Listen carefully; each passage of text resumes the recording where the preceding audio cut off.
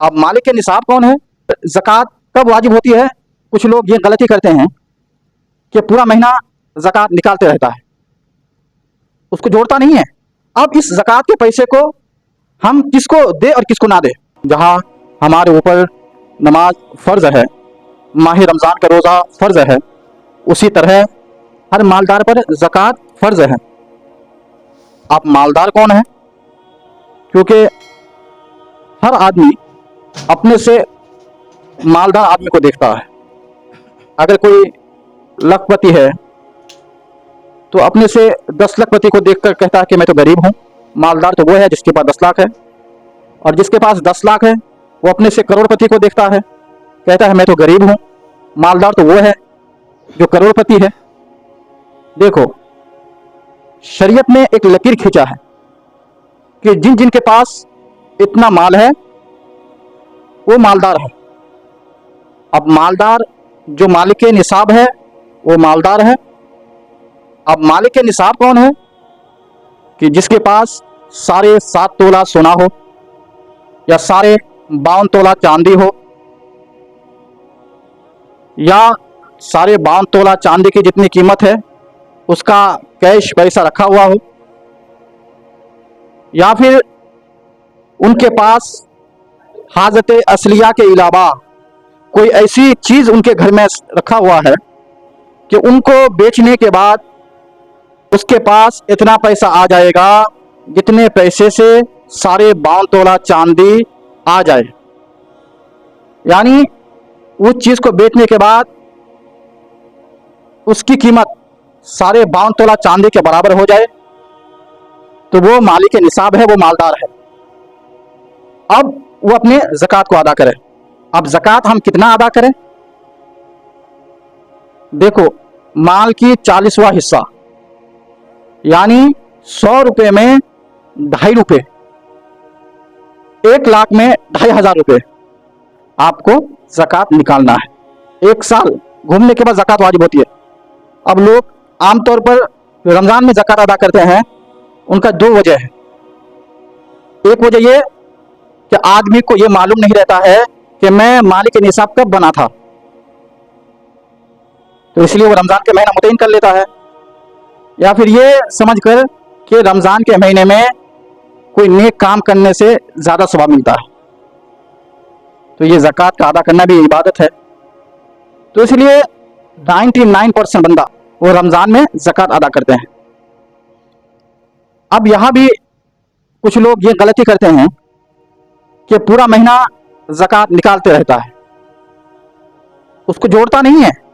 देखो, जब आपका माल पूरे साल घूम जाए, फर्स्ट टाइम में पूरे साल घूम जाए, ठीक है, या ये समझ लीजिए कि आप रमज़ान का महीना मुतय्यन कर लिए ज़कात निकालने के लिए, तो रमज़ान का पूरा महीना मुतय्यन नहीं करना है, आपको एक दिन मुतय्यन कर लीजिए।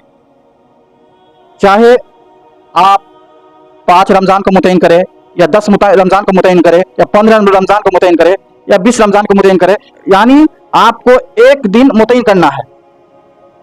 अब उस दिन आपको बैठकर अपने माल का हिसाब लगाना है, अपने तमाम माल का कैलकुलेशन करना है, और हर साल में उसी दिन करना है।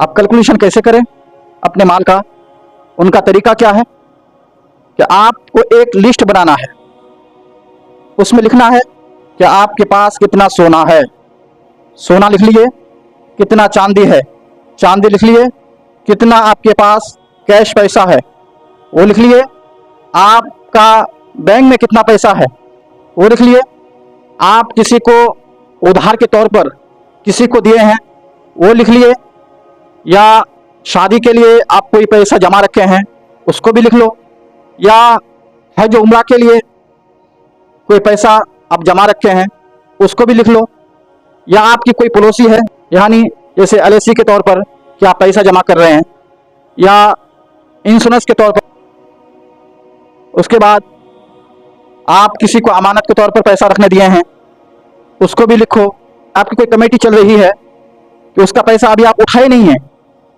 उसको भी लिखो, या आपके पास हाजत असलिया के अलावा कोई ऐसी शय रखी है, कोई ऐसी चीज़ रखी हुई है हाजत असलिया के अलावा, या कोई आपका माल तिजारत है, यानी कोई आप गाड़ी खरीदे हैं बेचने के लिए, उस गाड़ी की कीमत को लिखो। या आपकी कोई तिजारत है, यानी कोई दुकान है, अब उस दुकान में जो भी माल है, अगर कपड़े की दुकान है, आपकी दुकान में जो कपड़ा है, जितना भी कपड़ा है, उसकी कीमत क्या है वो लिखो।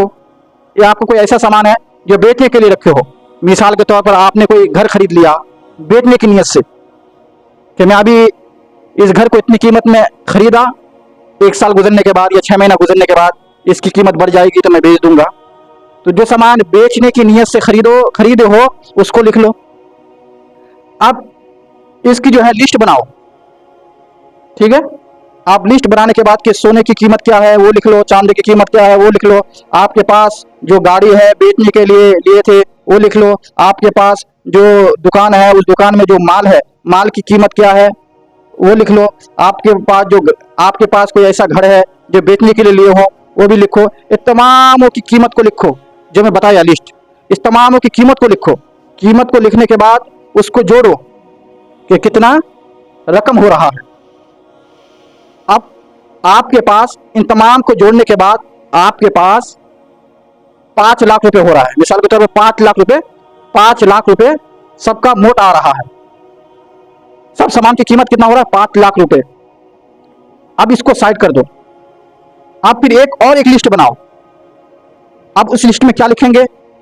उस लिस्ट में लिखना है आपसे कोई उधार पा रहा है वो लिख लो, या आपके पास कर्जे के तौर पर आप कोई ऐसा कर्जा लिए हैं जो महीना महीना अदा कर रहे हैं।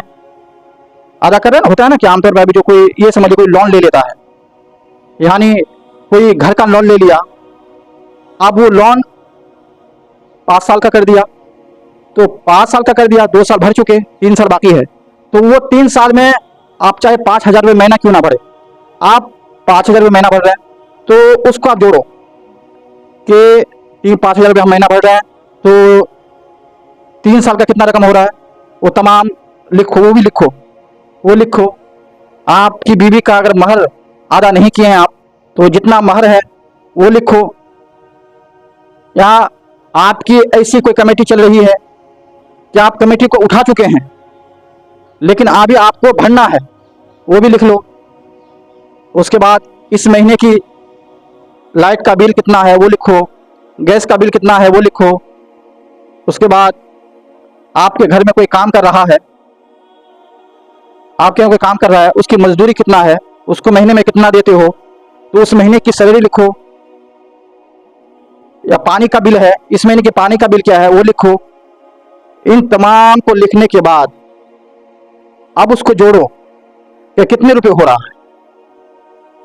अब ये सब जोड़ने के बाद कितना हुआ, समझ लो कि 2 लाख रुपए हुआ। अब आपको वो जो 5 लाख रुपए है उस 5 लाख को ये 2 लाख से माइनस करना है। अब उस 5 लाख को इस 2 लाख से माइनस करेंगे तो कितना बचेगा? 3 लाख रुपए बचेगा। अब आपके ऊपर इसी 3 लाख की ज़कात फर्ज है, समझे। अब 3 लाख की ज़कात कितना होता है? अगर 1 लाख की 2,500 रुपये हुआ, 2 लाख की 5,000 रुपये, 3 लाख की 7,500 रुपये। अब आपको क्या करना है कि अपने माल से 7,000 को अलहदा कर देना है, ठीक है। अब उसकी ज़कात निकालो। आप चाहे उस 7,000 को पूरे रमजान का महीना बांटो, या दो महीना बांटो, या 3 महीना बांटो, उससे कोई फर्क नहीं। लेकिन आपको उसी दिन हिसाब लगाना है, एक दिन मुतय्यन करके हिसाब लगाना है, जो हर साल उसी दिन आपको हिसाब लगाना है, समझ गए। हाँ, अभी अगर उस वक्त अगर आपके पास पैसा नहीं था 7,500 रुपये, तो उसको आप लिख लो कि मेरे ऊपर 7,500 जो है रुपये ज़कात का बाकी है। अब जब आपके पास हो उसको अदा कर दो। अब इस ज़कात के पैसे को हम किसको दे और किसको ना दे। अब देखो, आप जिसके नस्ल से हैं, आपका बाप, आपकी माँ, आपका दादा, आपकी दादी, आपकी परदादा, परदादी, लकर दादा, लकर दादी, यानी आप जिस नस्ल से आए हैं ऊपर तक, और आपसे जिनका नस्ल गया है, आपका बेटा, आपकी बेटी, आपके बेटे का बेटा, आपकी बेटी की बेटी, आपका नस्ल जहां तक गया है, और मालदारों को और सैयदों को और गैर मुस्लिम को, इनके अलावा आप किसी को भी ज़कात का पैसा दे सकते हैं। समझ गए? आप जिसके नस्ल से आए हैं और आपका नस्ल जहां तक गया है, और मालदारों को, सैयदों को और गैर मुस्लिम को, इनके अलावा आप किसी को भी ज़कात का पैसा दे सकते हैं। तो ये ज़कात आप जब भी अदा करें तो अभी जो मैं जो तरीका बताया, इस तरीके पर ज़कात अदा करें कि जिस तरह नमाज पढ़ने का तरीका है, उसी तरह ज़कात अदा करने का भी एक तरीका है।